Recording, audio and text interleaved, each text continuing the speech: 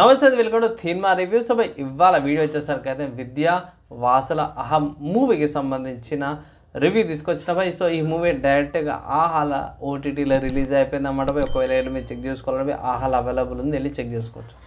So by స్టార్టింగ్లోనే మన లక్ష్మీదేవి గారి గురించి, విష్ణుమూర్తి గారి గురించి ఒక మీమ్ లాగా అనుకోవచ్చు బై చూపించారు.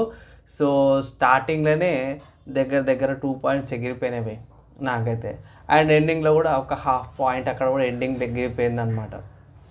ఇక్కడ స్టోరీ ఏంటంటే బై ఒక మ్యారీడ్ కపుల్స్ మధ్యలో పెళ్ళైన తర్వాత ఏమవుతుంది అనే దాని మీద తీసుకొచ్చారు. కానీ ఇక్కడ చూసుకుంటే మాత్రము చాలా ప్రెడిక్టబుల్ ఉంటుంది.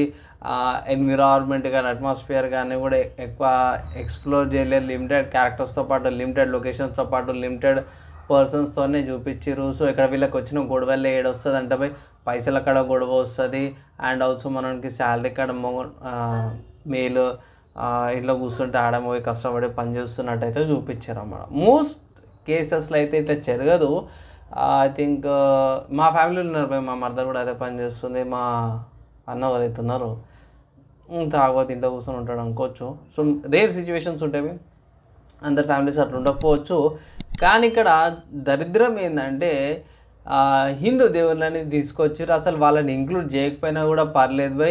అసలు వాళ్ళని ఇంక్లూడ్ చేసినా చేయకపోయినా సరే కూడా అసలు ఎందుకు తీసుకొచ్చిరా అనిపించింది. దానికి 2 పాయింట్స్ తీసేసినాను. మీకు కథ తెలిసిందే, అసలు అవసరం ఏంద్రా నాయనా అన్నట్టు.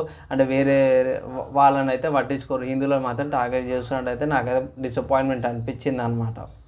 అండ్ కమింగ్ టు స్టోరీకి వచ్చేసరికి అయితే స్టోరీ చాలా ప్రెడిక్టబుల్ ఉంటుంది. నెక్స్ట్ ఈ సీన్ అన్న కాడికి వచ్చేస్తుంది బై.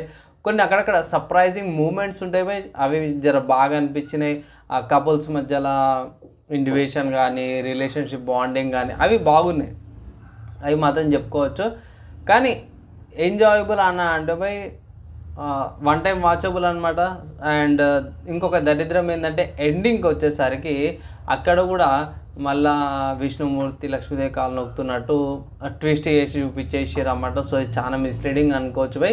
సో పబ్లిక్ ఒక మెసేజ్ ఏమి ఇస్తున్నాం అదంటే దాని మీద ఉంటుంది కాబట్టి నేను ఈ మూవీకి అయితే మాత్రం బై 1 out of 5 స్టార్స్ ఇస్తున్నాను. సో ఒకటి మిస్లీడింగ్ చూపించారు బై.